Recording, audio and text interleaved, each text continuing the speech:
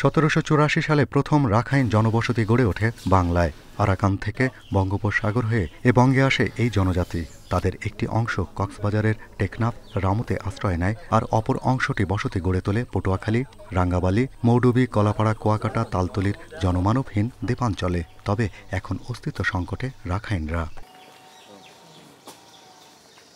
বরগুনার তালতলির লাউপাড়া গ্রামে ১৩টি রাখাইন পাড়া রয়েছে।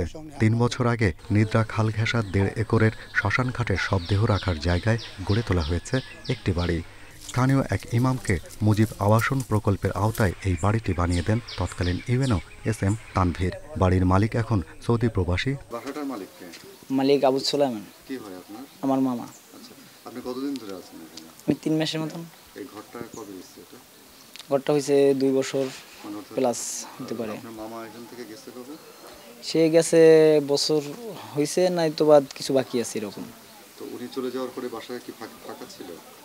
উনি চলে যাওয়ার পরে ওনার তো বাসা ফাঁকা, কারণ ওনার থাকার মতন এরকম নাই। হ্যাঁ, কয়েক মাস ধরেই ছিল।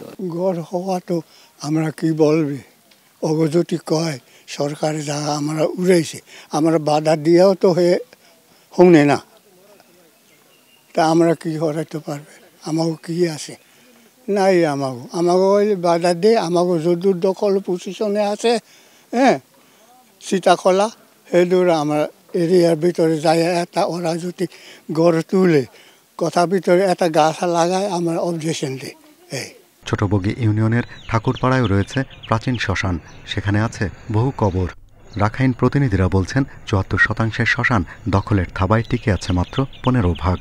তো এটার এখন নিয়ে সংকটটা কি নিয়ে? সংকটটা হইলে আবার একটু আস্তে আস্তে কমতে গেছে। আমি শ্মশান খাই না খাই, এটা আপনারা মাপিয়ে দেখেন, মাপিয়ে যদি আপনারা পান আমার কোনো আপত্তি নেই, আমরা নিয়ে যাই। কুয়াকাটার কালাচানপাড়ার 2.5 একর শ্মশান দখল করে চলাচলের রাস্তা বন্ধ করে দেওয়া হয়েছে।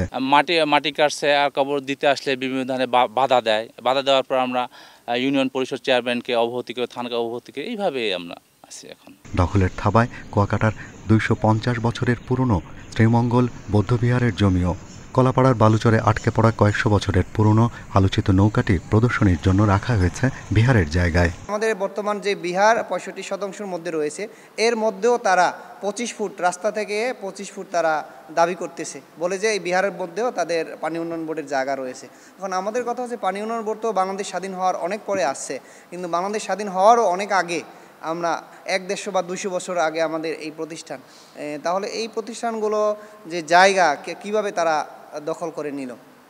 আর দ্বিতীয়ত, এটা যদি কোনোভাবে সরকারি কাজে যদি দখল করে নেয়, সেই সূত্রে সে যে জায়গার পরিবর্তে যে একটা অর্থ দিতে হয়, সেটা আমাদেরকে দেয়া হয় না। আদিবাসী অধিকার কর্মীদের দাবি, কয়েক দশক ধরেই দখল হচ্ছে রাখাইনদের উপাসনালয় ও শ্মশানগুলা, তারপর ওই আমাদের পুকুরগুলা, তারপর আপনার ওই যে বৌদ্ধ বিহারগুলা, এগুলো তো এইভাবে ভুয়া কাগজপত্র সৃষ্টি করে মানে দখল নিয়ে যাইতে চায়। নগরায়নের ফলে জমি জমার দাম বেড়েছে এখানে, তো সেই কারণে এই যে যারা ভূমি দখলের সাথে জড়িত, ওই চক্রটা আরও বেশি তৎপর হচ্ছে, যে জমি জমার দাম বাড়ার কারণে এই 60-এর দশক থেকে এখন পর্যন্ত চলমান আছে। কুয়াকাটায় একসময় 220টি রাখাইন পল্লীর বাসিন্দা ছিল কয়েক লাখ, তবে বর্তমানে 40টি পল্লীতে থাকে মাত্র 2500 Rakhine. Shahriar Anirban, independent news, Dhaka.